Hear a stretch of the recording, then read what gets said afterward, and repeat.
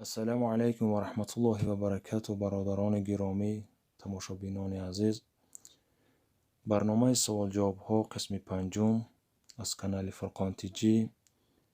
در برنامه امروزه 10 سوال با جواب ها پیشکش شما میگردد. شروع میکنیم از سوال اول. السلام علیکم و رحمت الله و برکاته. برنامه ها و شبکه های اینترنتی که رکلامه های گوناگون بعضاً به معنا و غیر اخلاقی نشان میدهند و از آن مبلغ به دست میآورند، آیا آن مبلغ به دست آورده آنها حلال است؟ آیا میتوانند آن مبلغ را در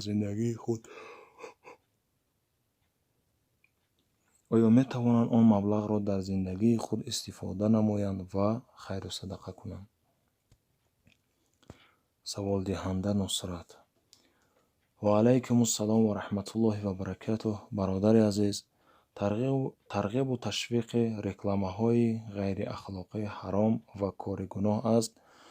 با خیر و صدقه کردن این گونه مبلغ ثواب حاصل نمی شود.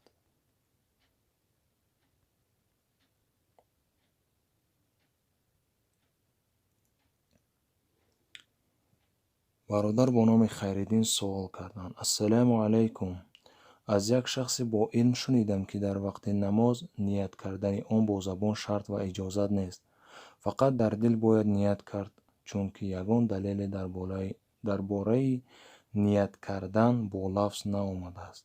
شخص دیگری گفت که با زبان آوردن رکعت نماز هنگام نیت سبب ریا می شود. این گفته ها تا کجا حقیقت دارند؟ در مورد نیت یگان دلیل می آوردید.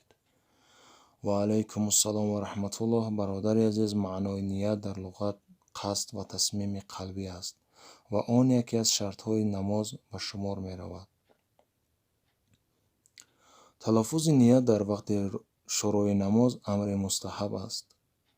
در کتاب مختصر الوقایه در این باره چنین می فرماید: قصد یعنی تصمیم قلبی همراه با تلفظ آن افضل است. یعنی به زبان تلفظ کردن نیت امر خوب و سبب هماهنگ شدن دل و زبان می گردد.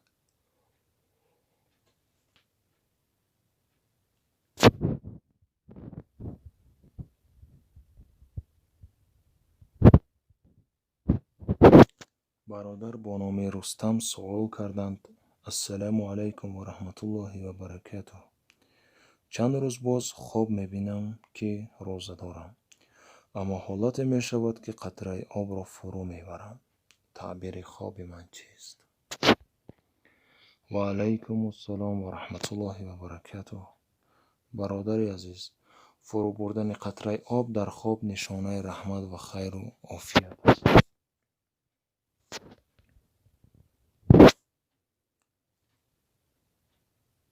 یک خواهر دیگر سوال کردند: السلام علیکم. آیا در وقت خواندن کتاب قرآن با زبان تاجیکی در تلفن ثبت کردن آن ممکن است تا که آن را تکرارا گوش کنیم؟ و علیکم السلام و رحمت الله.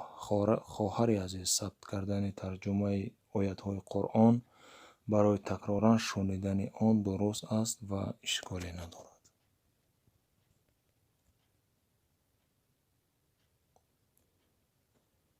برادر با نام ابراهیم سوال کردند: السلام علیکم. در وقت نماز فکر می کنم که سوره ها را خطا می خوانم.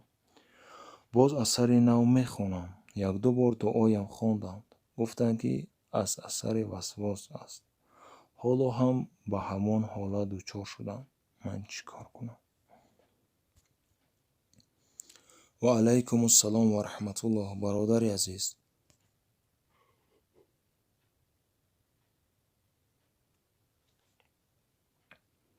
و علیکم السلام و رحمت الله. برادر عزیز، شما به این وسوسه اعتبار ندهید.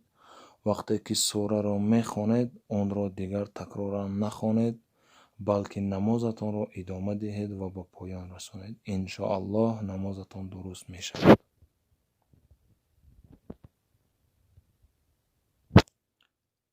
برادر با نام اعظم سوال کردند: السلام علیکم. من خواب دیدم که در یک гаштам. Ҳама сабзазор. Дар назарам малоикаҳо бардошта ба осмон мебаранд.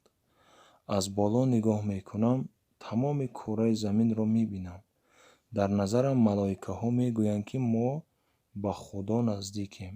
Намозҳоятро хон. Баъд ба замин оварда дар лаби як дарьё мефароранд. Илтимос, таъбири ин чист? ва алайкум ассалом ва раҳматуллоҳ. Бародари азиз, ин хоби шумо хайру башорат ва роҳнамоӣ ба роҳи рост ва амали нек аст. шумо дар ин моҳи муборак ба худсозӣ ва таҳзиби ахлоқ ва ислоҳи рафтору кирдоратон машғул шуда, кӯшиш кунед, ки рӯҳу равонатон ва олами маънавии худро бо тиловати Қуръон ва ёди Худо тағзия намоед.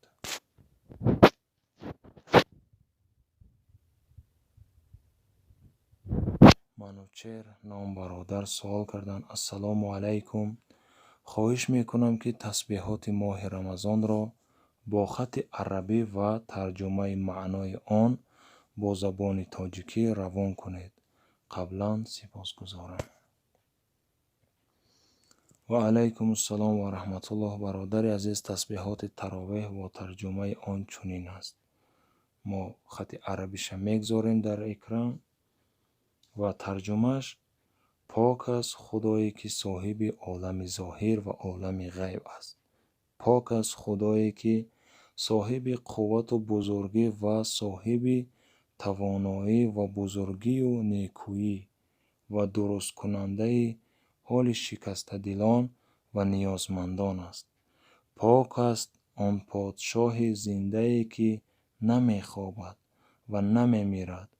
пок аст аз ҳама сифоти нолоиқ ва ба ғоят муназзаҳ аст аз ҳама нишонаҳои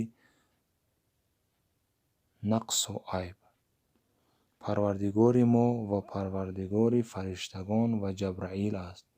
нест маъбуде барҳақ ба ҷуз Аллоҳ ва аз Аллоҳ омӯзиш мехоҳем.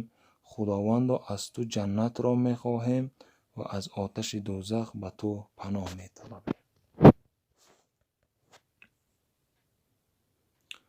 суоли дигар, бародар бо номи Айюбҷон суол карданд: ассалому алайкум. дар айёми ҷавонӣ гуноҳи бисёр кардам ва ҳозир пушаймон шудам. аз мурдан ва дар пешгоҳи Худо ҷавоб гуфтан метарсам. чӣ кор кунам?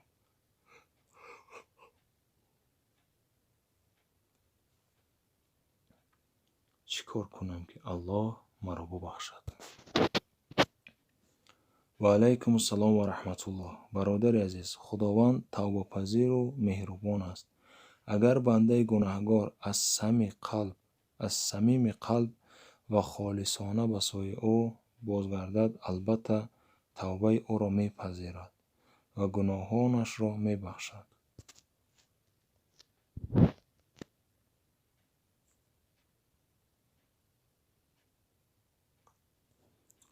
бародар бо номи Айюбҷон бо суоли дигаре доданд: ассалому алайкум. ман хоб дидам, ки мурдам ва ҷаноза карданд. ин хоб чӣ маъно дорад? ва алайкум ассалом ва раҳматуллоҳ. бародари азиз, хоби шумо хайр аст. аз он ошуфтахотир нашавед. агар имконият дошта бошед, садақа диҳед. иншоаллоҳ нишонаи некӣ ва офият аст.